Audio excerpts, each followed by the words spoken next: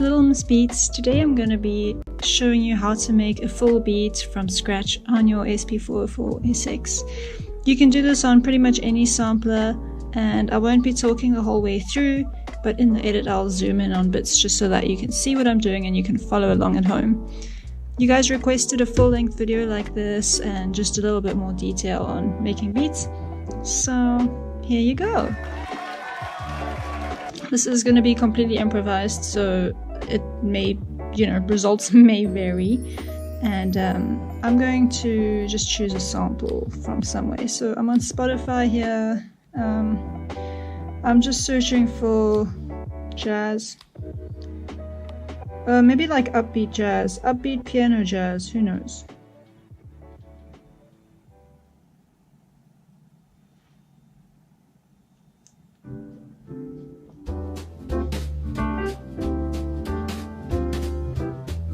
I don't know, that sounds cool. Yeah, alright. I'm literally just going to sample the first thing that I found. Okay, so obviously a quick word on sampling. If you want to release your beats, like randomly sampling from other people and, putting them up and earning money off it without getting the licenses, whatever, we all know the story. So I'm doing this for demonstration purposes only, and if you want to release your beats with a, free conscience or whatever, if you want to get royalty-free samples, I make and sell a bunch of them on littlebeatshop.com, so you can go there and pick them up for a pretty good fee and literally make beats and release them and not worry about licensing. Alright, but now I'm gonna sample this. So I need to find a free bank. This one's pretty free. I've got external source. My phone has a cable which is connected to my audio interface, which is connected to my SP, so that's how I'm getting it from my phone to my SP. I hit record. And push play.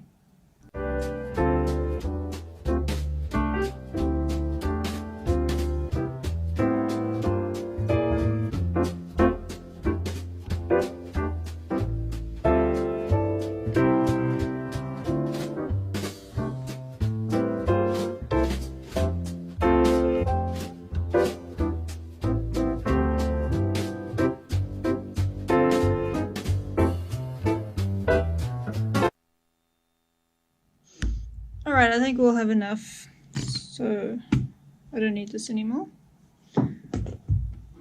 And let's see what we got.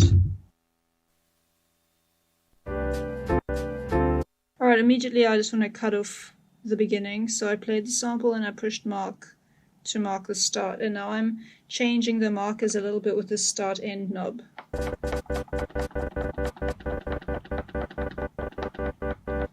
And if I need to go further back, I push it twice again, and then 0 is like where I left off the last marker, and I can just keep kind of shimming it on over.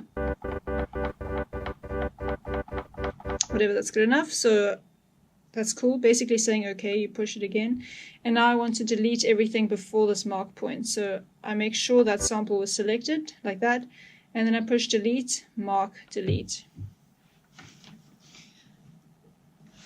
Right.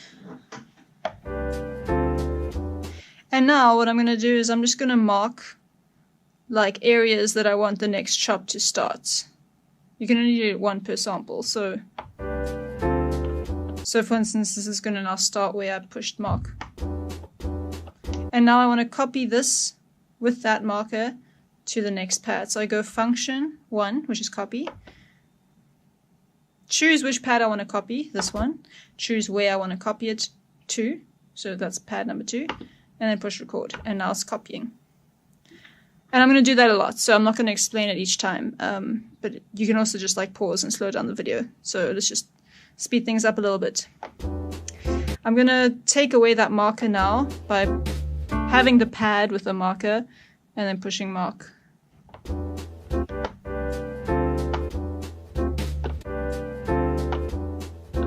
There, we could already make a beat with that, but let's just make maybe one more chop.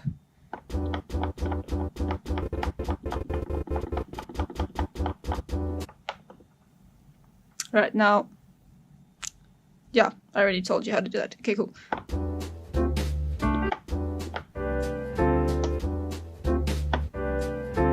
Let's get now a third chop just for the end of that 4-bar phrase.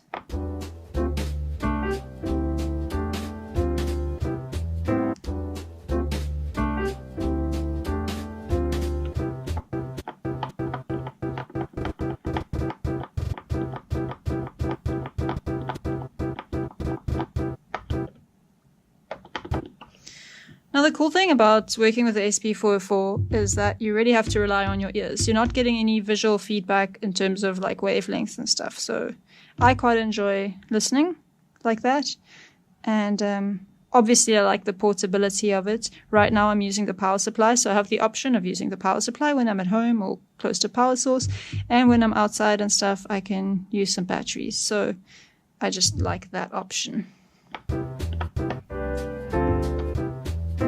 Oh wait, oh that sounded cool.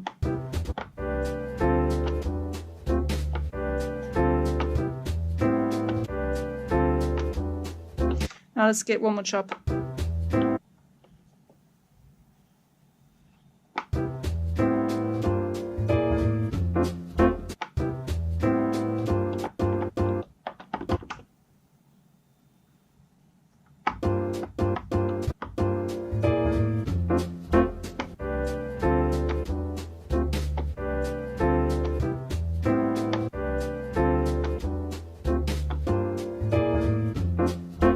Alright, I think for this video that'll suffice.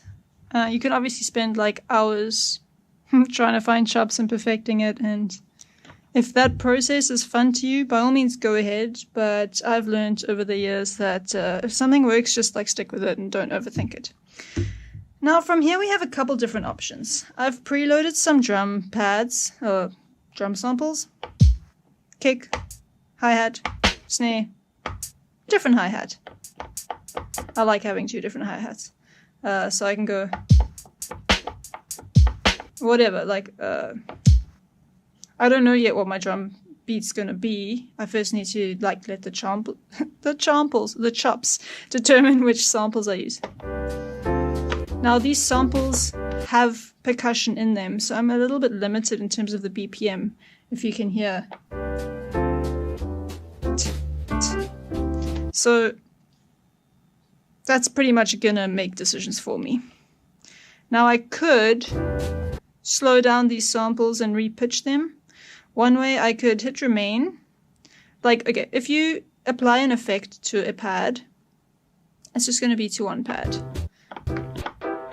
But if I want to apply that one effect to many pads, I can push remain and then hold down different pads. And now, whatever effect is selected is going to be applied to all the pads that are remained. And if I want to apply my effect to all the pads, I can hit remain and then push the isolator. And now the isolator is applied to all the pads. Why is it not applied to these pads? Well, that's because these pads are empty. If there were samples in these pads, then they would also be red, but they're empty. And one quick way to see if pads are empty or not is push delete. And if it doesn't flash, you know there's nothing on there to delete. So I often go through banks and I push delete just to see how full they are. And as you can see, pretty much all my banks are full. So that's fun. Cool. Okay, so like let's see if we want to repitch something. So remain. We don't want them all on there, so let's just choose these for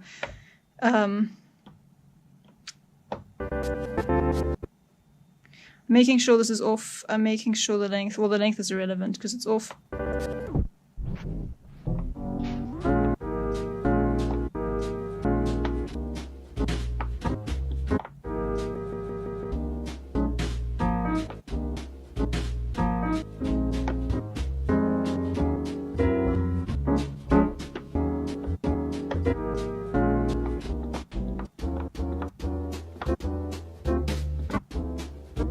I'm literally just spending time deciding what I like. I actually liked what it was just now. And then I flippin' messed with the knob. See what I mean about like second guessing and stuff? That's what can make beat making take a really long time. It's just self-doubt. or perfectionism, basically thinking, oh, I can do this better.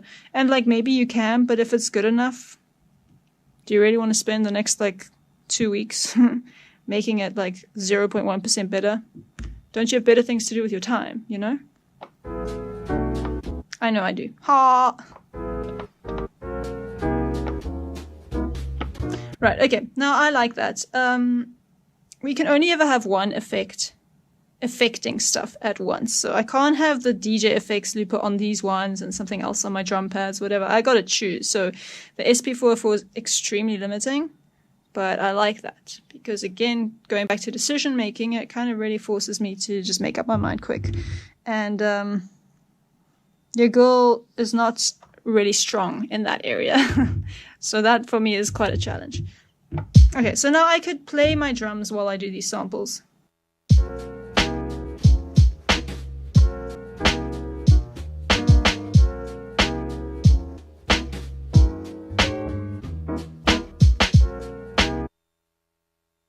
Simple. So let's see.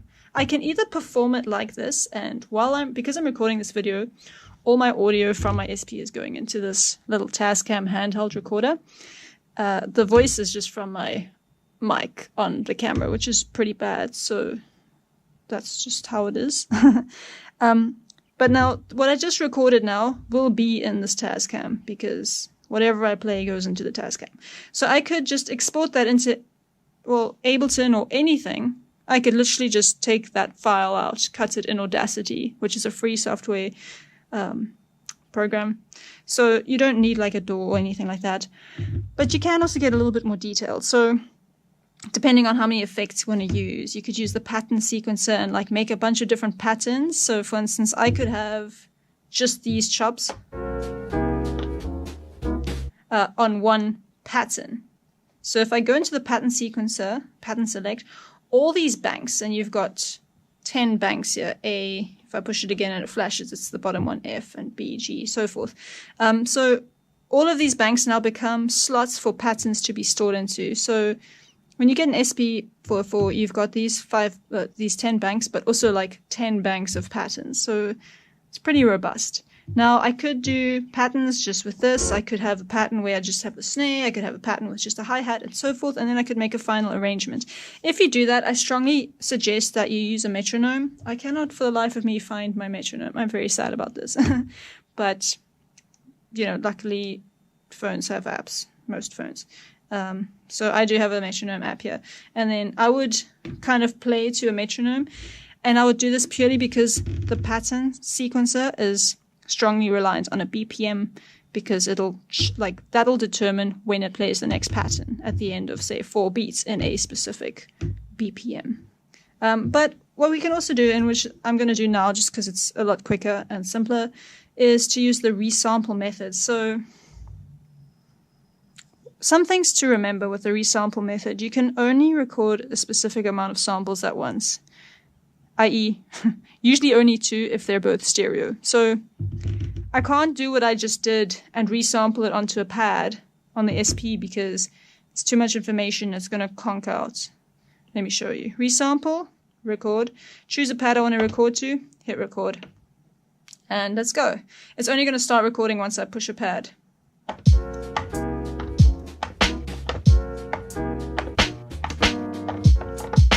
Ah, see, there we go. So as soon as I tried to get a bit more complicated, it literally just stopped recording because there was too many samples. And I was like, you know what, screw you. I don't want to record that much. So let's delete that. That's pointless. What you can do, though, is just record a little less things at once. So you could record your chops, for instance, like this. I'm only going to do chops now. Resample, record, here, record.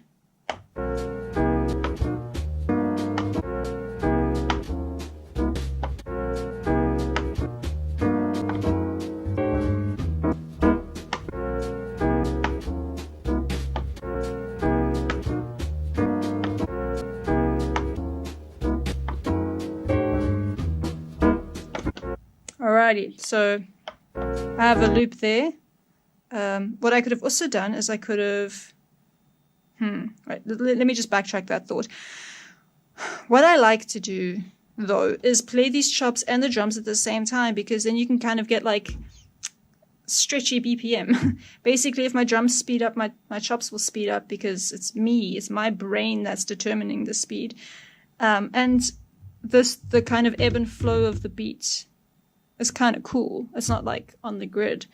But now if I record chops like this, when I then do the drums over it, I'm pretty much forced to follow these chops, and I might not remember when I by mistake or intentionally sped up or not. So it might make your beat, well, for me at least, my beat might get messier. But if I do everything kind of at once, so like I explained earlier, recording everything or just playing everything and recording it onto an external device, I find my beats are far more organic because I'm literally performing. It's a live performance that has been recorded. So what you would do then if you have it on an external recorder, I would just take this, there's a memory card in here, or I can literally just connect this to my computer with a USB, and then I can just pull out the file and, like I mentioned earlier, put it in Audacity or put it in Ableton. I can add layers in Ableton or process it or whatever. So basically any kind of computer unlimited options kind of workflow. What am I going to do now? Well, we might as well continue with this. I'll show you two options. So we'll continue with this and then I'll show you another approach. So I'm going to resample record onto here. I'm going to push this down, and while I push this down, I'm going to play drums over it. But now one thing I could do is make my drums mono, which would then mean I can record more samples at once. I can only record 2 stereo samples at once, but I can record more samples at once if they're not stereo. So what I'm going to do is hit resample record, go there, make sure stereo is off, then I'm going to hit record. Now I've recorded my kick, but onto this pad in mono. It basically sounds the same, so I'm going to just exchange them, function exchange, this with that, swap it. I don't need that anymore, the stereo one, so hit delete, hit the pad, and while delete is blinking, hit it again, and let's keep doing that. So resample record here, it's on mono, great, record, function exchange.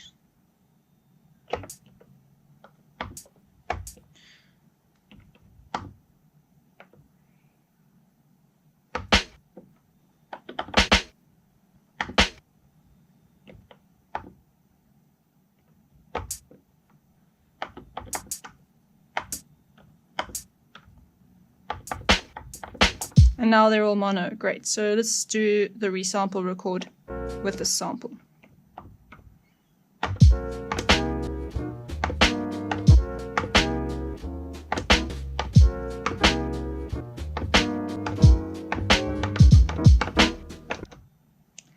So now I have this version with some drums.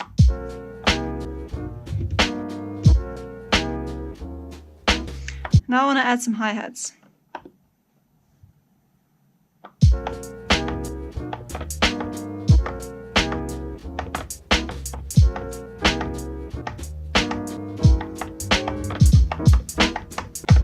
Okay, now there I kind of messed up a little bit. The end wasn't smooth, so I'm going to have to edit the end of this. One little trick to do that is you can take your sample and reverse it, and then basically just change the end, or rather the beginning of the reversed sample. Now the way the SP is, when you reverse a sample, I'm not going to be using the start marker. You might think, the start of the reverse marker is the end of the other one. But no, we're still going to use the end marker for the start of the reverse because it's the end of the original sample. I know that's a little convoluted, so I hope that made sense.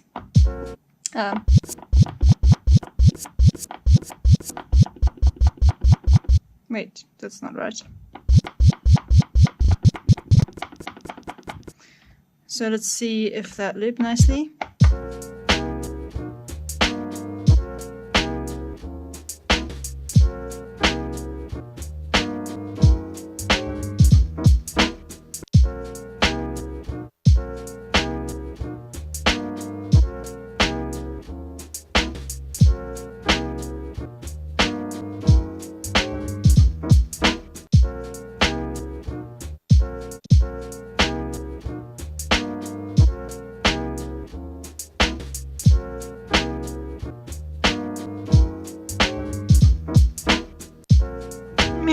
That's fine.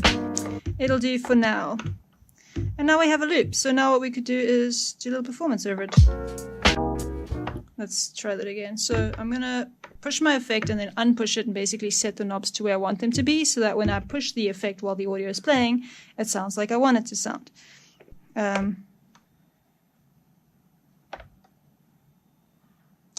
And I kind of just know where I want them just because I've played a lot. So you're going to have to like explore how you want your effects and stuff like that. Now, if I had recorded this with a metronome, I would set the BPM on the sample. And then when I would use time-based effects, for instance, the delay or this BPM looper, anything that's like set to the BPM, it would be tight.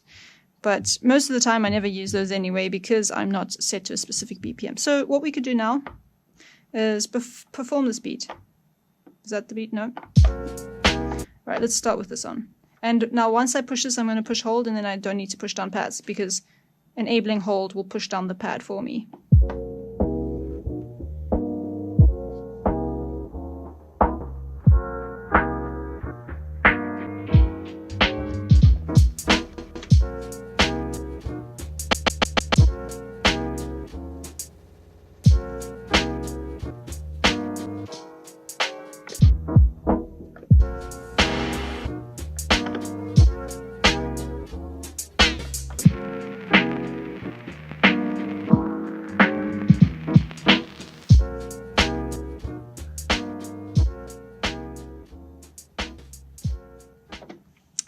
So that's one way to do it. I hope that's helped.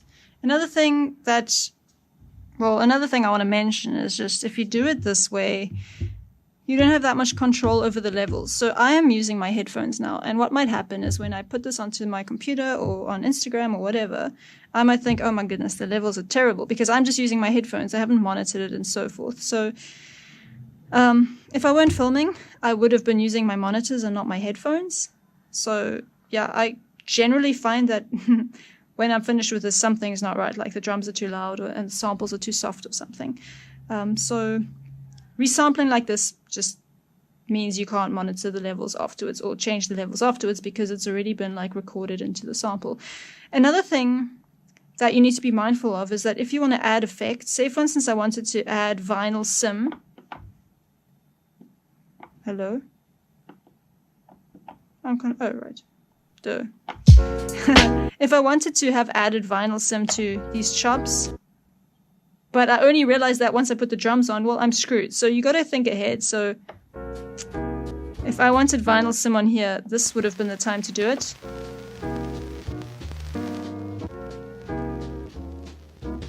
And then I would have resampled this pad with the vinyl sim. So I can just resample record here.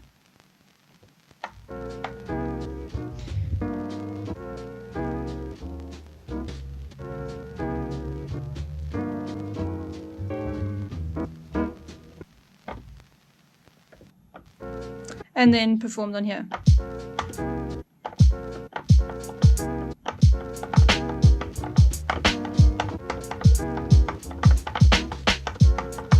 And whatever. And similarly with the compressor, if you wanted the drums to then have compression, what is compression? I think it's 12. Remain. Cancel. Whoa, that's loud.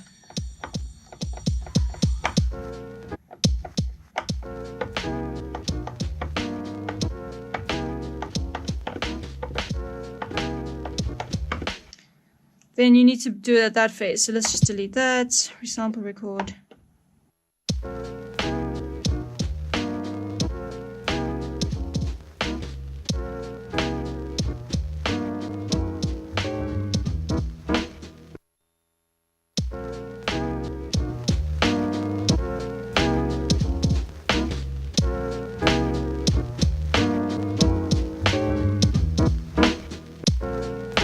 The end's a little bit not perfect, but that's fine.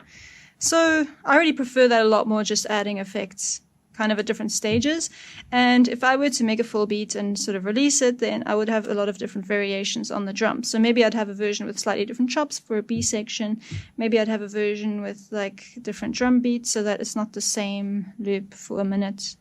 I mean, some people pull that off, but I tend to get bored if I hear the same thing over and over and over again with no variation.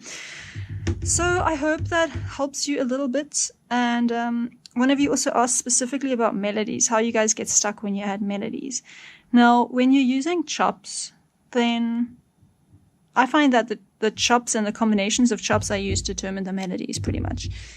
And if melodies don't come to you naturally, like when you're just thinking, or say, for instance, you can't just like sing a melody that randomly popped into your head, then I would suggest just experiment with different chops. So